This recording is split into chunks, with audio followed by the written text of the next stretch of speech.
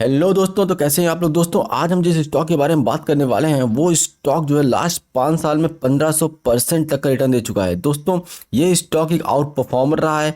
इसने जो है निफ्टी और बैंक निफ्टी को जो है आउट परफॉर्म किया है। दोस्तों ये जो स्टॉक होने वाला है वो आने वाले समय में बहुत ही बेहतरीन स्टॉक होने वाला है। इस स्टॉक के बारे में हम बहुत कुछ जानने की कोशिश करेंगे। हम जानेंगे इसके फाइनेंशियल्स के बारे में। हम ये भी जानने की कोशिश करेंगे कि ये स्टॉक जो है आने वाले समय में कैसा परफॉर्म कर सकता है, कि क्या इसके जो ट्रैक रिकॉर्ड बताते हैं हमें, क्या इसी ट्रैक रिकॉर्ड के साथ ही आगे बढ़ सकता है। और हम जानेंगे कि क्या ये करेक्ट टाइम है एंट्री लेने का या नहीं। तो दोस्तों इस वीडियो में आप अंत तक बने रहिएगा। और अगर आप इस चैनल पर नए हैं तो प्लीज़ इस चैनल को सब्सक्राइब करिएगा और बेल आइकन दबाना मत भूलिएगा।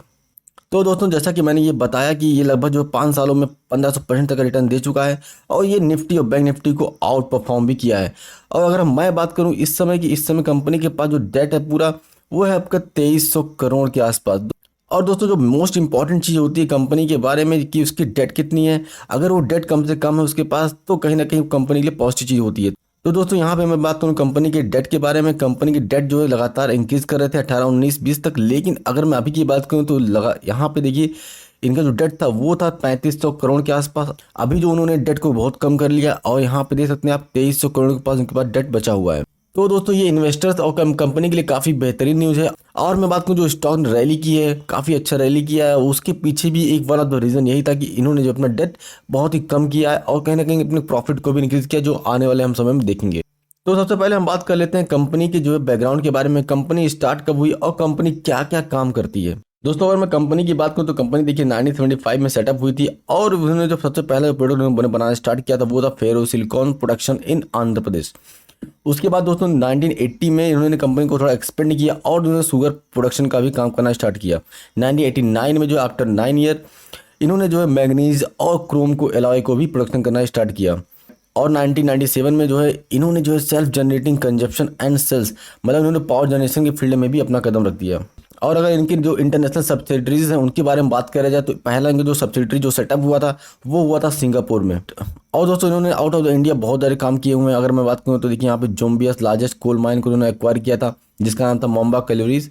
और साथ ही साथ यहाँ पे आप ये भी देख लीजिए कि यहाँ जोम्बिया में जो है 300 मेगावाट पावर का भी इनके पास प्लांट वहाँ पे सेटअप किया है।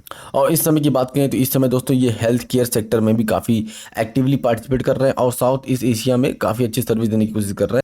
तो दोस्तों इससे तो मुझे एक चीज़ पता चल गया कि कंपनी काफ़ी डाइवर्सिफाइड है। अगर किसी एक फील्ड में इनको नुकसान होता भी है तो दूसरा जो फील्ड इनका है वो वहाँ से कहीं ना कहीं इनको रिकवर कर जाएगा। तो कहीं ना कहीं ये कंपनी की एक स्ट्रॉन्ग पॉइंट है कि कंपनी काफ़ी डाइवर्सिफाइड प्रोडक्ट बनाती है। और चूंकि ये कंपनी दोस्तों ये हेल्थ केयर सेक्टर में भी काम करती है, पावर प्रोडक्शन में काम करती है और कहीं ना कहीं जाम्बिया जैसी कंट्री में भी काम करी, तो कहीं ना कहीं एक अच्छा एक सिनेरियो मिलता है कि इस कंपनी में इन्वेस्ट करने का। तो दोस्तों ये सब तो बात हो गई कंपनी के बैकग्राउंड के बारे में। अब हम बात कर लेते हैं कुछ कंपनी के कुछ खास चीज़ों के बारे में, जैसे इसके प्रोज क्या है, कॉन्स क्या है।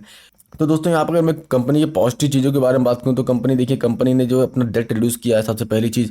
और उनका जो स्टॉक जो है वो उस समय ट्रेड करा 0.41 टाइम्स इस बुक वैल्यू, मतलब अपने जो उससे काफ़ी कम में ये जो है अब इस समय ट्रेड कर रहा है। और दोस्तों यहाँ पे आप देख सकते हैं जो डिबेटर्स डे था वो जो था वो 197 और अभी रिलीज होके हो गया 130 डेज के आसपास। और प्रोमोटर्स की होल्डिंग की बात करें दोस्तों यहाँ पे आप देख सकते हैं इंक्रीज किया है 1.42% लास्ट क्वार्टर में। अब दोस्तों हम बात कर लेते हैं थोड़ा सा इसके कॉन्स के बारे में। यहाँ पे दोस्तों आप देख सकते हैं कंपनी ने थोड़ा सा पुअर डिलीवरी दिया है सेल्स के मामले में, क्योंकि अगर आप लास्ट 5 ईयर के देखेंगे तो लगभग 10% के आसपास इनका सेल्स ग्रोथ दिखाया गया है। जबकि अगर मैं बात करूँ तो लगभग 15% के आसपास सेल्स ग्रोथ होना चाहिए, तब कहीं ना कहीं कंपनी के लिए अच्छी होती है। लेकिन अगर मैं बात करूँ लास्ट 2 ईयर के तो काफ़ी अच्छा परफॉर्म किया, जो आने वाले समय हम देखेंगे इस कंपनी के फाइनेंशियल्स को एनालिसिस करते समय। और कंपनी थोड़ा लो रिटर्न भी दिया है। अगर मैं बात करूँ लास्ट 3 साल के लिए तो वो भी 10% के आसपास दिया है, ये भी कहीं ना कहीं थोड़ा सा निगेटिव है। दोस्तों किसी भी कंपनी में उसकी सबसे बेहतरीन चीज़ होती है उसका कैश फ्लो स्टेटमेंट। अगर आप दोस्तों कैश फ्लो स्टेटमेंट को एनालिसिस करना जानते हैं तो आपके लिए बहुत ज़्यादा बेनिफिशियल हो सकता है, क्योंकि कैश फ्लो स्टेटमेंट ये बताता है कि कितना एग्जैक्ट पैसा आ रहा है। मान लीजिए कंपनी ने प्रॉफिट दिखा दिया हाई, लेकिन जो कैश फ्लो हो रहा है कंपनी के अंदर बहुत ही कम हो रहा है, तो कहीं ना कहीं वो कंपनी के लिए बहुत ज़्यादा नेगेटिव बात होती है। क्योंकि सेल्स ग्रोथ अगर वो अच्छा दिखा देते हैं तो उसकी वजह से उनका प्रॉफिट अच्छा ग्रोथ हो जाता है, लेकिन क्या जो प्रॉफिट जनरेट उन्होंने किया है क्या वो कैश में कन्वर्ट हो पा रहा है। इसके लिए दोस्तों ये बहुत जरूरी होता है कि कैश फ्लो स्टेटमेंट को देखना।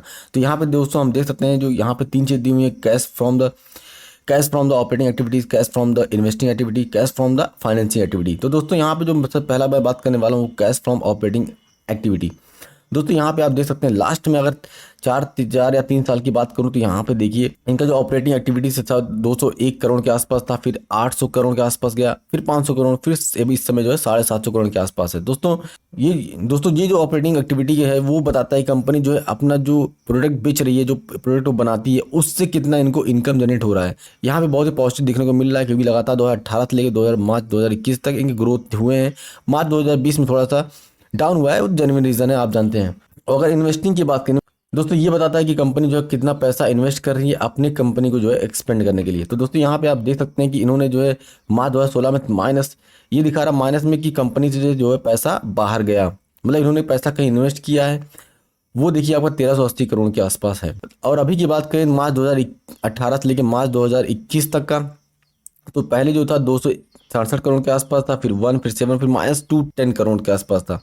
मतलब यहाँ पे मैं बात करूँ 2021 में तो 210 करोड़ रुपये कंपनी ने एक्सपेंड किया है। शायद कंपनी इंफ्रास्ट्रक्चर या फिर कंपनी कोई नया प्रोजेक्ट बना रही है, वहाँ उसको सेटअप करने में इसको यूज़ किया है। तो दोस्तों इन्वेस्टिंग के बारे में हमने बात कर ली, अब बात करते हैं फाइनेंसिंग के बारे में। दोस्तों कंपनी की फाइनेंसिंग एक्टिविटीज़ है वो हमको बताती है कंपनी जो है पैसा कहाँ से ले रही है, मान ली लोन लेना हुआ या फिर इन्वेस्टर से पैसा लेना हुआ या इक्विटी होल्डर से पैसा लेना हुआ, वो सब दिखाती है कि कंपनी जो है वहाँ से फाइनेंसिंग एक्टिविटीज़ कर रही है। जैसे अब मैं देख लूँ यहाँ पे कंपनी ने जो है मार्च 2011 में जो 200 करोड़ के आसपास पैसा लिया था, लोन लिया था, 12 में भी लिया था, 13 में भी लिया था, क्योंकि ये पॉजिटिव है, पैसा कंपनी के अंदर आ रहा है। लेकिन अगर मैं बात करूँ मार्च 2016 में तो काफ़ी ह्यूज अमाउंट उन्होंने लोन वो है मार्केट से उठाया था। और अभी की बात करें तो मार्च 2018 से लेकर मार्च 2021 इन्होंने जो है लोन का रीपेमेंट करना स्टार्ट कर दिया है। और देखिए अगर दोस्तों अगर कंपनी जो है अपना लोन का रीपेमेंट कर पा रही है और प्रॉफिट भी निकाल पा रही है उससे, तो इस बेटर की कंपनी जो है जो पैसा उन्होंने बोरो किया है उससे जो है अच्छा इनकम जनरेट कर पा रहे हैं। तो दोस्तों जो कैश फ्लो स्टेटमेंट है काफ़ी बेहतरीन लगा मुझे। अगर मैं बात करूँ 2018 के बाद से, तो दोस्तों अब हम बात कर लेते हैं इनके फाइनेंशियल स्टेटमेंट के बारे में, इनके बैलेंस शीट के बारे में। फटाफट देखते हैं। दोस्तों थोड़ा वीडियो बड़ी हो जा रही है क्योंकि मैंने इसके बारे में काफ़ी चीज़ें एनालाइज कर रहा हूँ, काफ़ी चीज़ें मैं आपको बता रहा हूँ, इसलिए थोड़ी वीडियो थोड़ा सा बड़ा हो जा रहा है। तो दोस्तों इस वीडियो में लगातार आप बने रहिएगा और उसमें ध्यान से कोशिश करिएगा क्योंकि इसमें बहुत सी चीज़ें सीखने लायक कि आप आगे चल के खुद से एनालिसिस कर सकते हैं कंपनी के बारे में। तो दोस्तों अब थोड़ा सा हम फास्ट चलेंगे और देखेंगे कंपनी के शेयर होल्डिंग्स पैटर्न के बारे में। तो आप यहाँ पे दोस्तों देख सकते हैं कंपनी जो शेयर पैटर्न है, इस समय जो कंपनी के पास 46.3% प्रमोटर पास होल्डिंग्स है। अब पब्लिक के पास बात करें तो 52% के आसपास जो होल्डिंग। और अगर इनके प्लेस शेयर की बात करें तो यहाँ पे दोस्तों 0 प्लेस शेयर है इनके, जो कि काफ़ी बेहतरीन न्यूज़ है। और जो FII बात करें तो काफ़ी मतलब ना के बराबर एक्टिव है। और दोस्तों इनके रेवेन्यू की बात करें तो रेवेन्यू देखिए लगातार 2017 से लेकर 2021 तक कहीं ना कहीं एक ग्रोथ फेज में है। अब थोड़ा सा डाउन यहाँ पे देखने को मिला है, लेकिन वो बहुत ही मार्जिनल डाउन है, उसको हम डाउन नहीं कर सकते। और अगर मैं इनके नेट प्रॉफिट की बात करें, कितने रेवेन्यूज अपने जो नेट सेल हुआ है उससे नेट प्रॉफिट कितना जनरेट कर पा रहे हैं, तो काफ़ी बेहतरीन मैं आउट परफॉर्मर इसलिए कहता हूँ कि देखिए दोस्तों 2017 में इन्होंने 92 करोड़ के आसपास था, वहीं 2021 में 550 करोड़ पहुंच चुका है। तो आप देख सकते हैं कितना टाइम्स जो है ये मल्टीप्लाई हो चुका है प्रॉफिट इनका। तो दोस्तों अब हम बात कर लेते हैं ROE के बारे में। ROE देख लीजिए दोस्तों, रिटर्न ऑन इक्विटी, ये बताता है दोस्तों कंपनी जो इन्वेस्टर्स के पैसे को कितना अच्छे तरीके से यूज कर पा रही है तो जनरेट है प्रॉफिट। तो दोस्तों यहाँ पे देख सकते हैं 2017 में जो ROE आपका 2.75 था और 2021 में बात करें तो 9.59 हुआ। दोस्तों यहाँ पे मैं बात करूँ तो कंपनी जो ROE है वो काफ़ी मतलब मुझे बेहतरीन नहीं लग रहा है, क्योंकि लगभग 15% के ऊपर होना चाहिए ROE, तब मुझे वो कंपनी अच्छी लगती है। क्योंकि लेकिन यहाँ पे एक एक्सेप्शन है, क्योंकि यहाँ पे देखेंगे आप लगातार 2 साल से कंपनी अच्छा परफॉर्म कर रही है, आउट परफॉर्म कर रही है, प्रॉफिट इनके इंक्रीज हुए हैं, तो कहीं ना कहीं आने वाले समय में ROE भी इंक्रीज होगा। और दोस्तों अब हम फाइनल चीज़ बात कर लेते हैं डेट टू इक्विटी रेशियो के बारे में। डेट टू इक्विटी रेशियो दोस्तों यहाँ पे आप देख सकते हैं कि लगातार जो है इनका डिक्रीज हुआ है। मतलब जो 2017 की बात करें तो कंपनी के पास काफ़ी ज़्यादा डेट था, लेकिन 2017 के बाद से लेकर 2021 से देखिए लगातार कंपनी ने डेट को रिड्यूस किया है और इस समय बात करें जो 0.53 है, जो कि बहुत ही बेहतरीन है। दोस्तों हमने इस कंपनी की ABCD सब कुछ जान ली, इस कंपनी के फाइनेंशियल्स के बारे में जान लिया, इस कंपनी के बैकग्राउंड के बारे में जान लिया, इस कंपनी के कैश फ्लो के स्टेटमेंट के बारे में जान लिया। दोस्तों इस सब से मुझे पता चला, दोस्तों इन सब से एक आपको आइडिया लग गया होगा कि यार किस कंपनी इन्वेस्ट करने लायक है या नहीं है, या आने वाले समय में ये अच्छा परफॉर्म कर सकती है नहीं कर सकती है। दोस्तों मैं जो अपने पर्सनल एक्सपीरियंस शेयर करूंगा, मैं जो है इस कंपनी को आउट ऑफ 10 जो है 8 इनको पॉइंट दूंगा, क्योंकि यहाँ पे दोस्तों आरओई थोड़ा सा मुझे कम लगा और कंपनी की डेट कहीं ना कहीं कम तो किया है 3500 करोड़ से 2300 करोड़, लेकिन फिर भी अभी इनको और भी कम करने की ज़रूरत है। और चूंकि इनके पास डाइवर्सिफाइड प्रोडक्ट है तो ये कहीं ना कहीं बहुत ही अच्छी प्रोडक्ट, बहुत अच्छी पॉजिटिव न्यूज़ है कंपनी के लिए। दोस्तों इस कंपनी को चाहिए कि ये अपने जो इन्वेस्टर्स के पैसे को थोड़ा सा, और जैसे आरओई इनका 9.6 समथिंग चल रहा है, इनको आरओई जो 15 के आसपास लेके जाना चाहिए। और मुझे यकीन है ये कंपनी के फाइनेंशियल्स को देख के कि आने वाले समय में ये अच्छा परफॉर्म कर सकता है, इवन ये मल्टी बैगर ही बन सकता है क्योंकि इसकी पोटेंशियल है।